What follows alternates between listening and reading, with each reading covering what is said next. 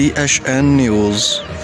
वगण में बलदियाती इलेक्शन के हवाले से JUI ज़िले कंबर शहजाद कोट जो ज़िले के अमीर साईं अताउल्लाह मंगीरो की सदारत में इजलास मुनक़िद किया वियो, जैमें मौलवी गुल इनकलाबी, हाफिज़ उज़ैर जागीरानी, कारी मोहम्मद उस्मान मुगेरी, मौलवी मुनीर पावर, मौलवी मोहम्मद सिद्दीक मुगेरी, मौलवी मोहम्मद यासीन कांदड़ो ए बेन शिरकत कई।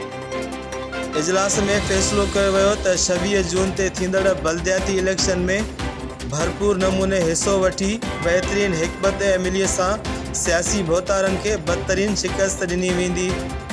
उन मौके ते मौलवी गुल इनकलाबी, हाफिज़ उज़ैर जागीरानी ए कारी मोहम्मद उस्मान मुगेरी चयो त कंबर शहजाद कोट ज़िले के समूरन यूसिन, तालकन ए टाउन कमेटिन ते पंहिंजा हिमायत याफ्ता उम्मीदवार बीहारे PP समेत संदस सियासी भोतारन अवाम दुश्मन करप्ट नुमाइंदन के बदतरीन शिकस्त दींदासीं।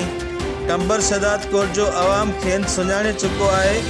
अवाम हिन भेरे पंहिंजे हद ॾोखी नुमाइंदन के चूंडींदो। करप्ट वडेरन के शिकस्त मिलंदी। नौजवान अॻिते अचनि छो त उहे ई मुस्तक़बिल जो मामार आहिनि।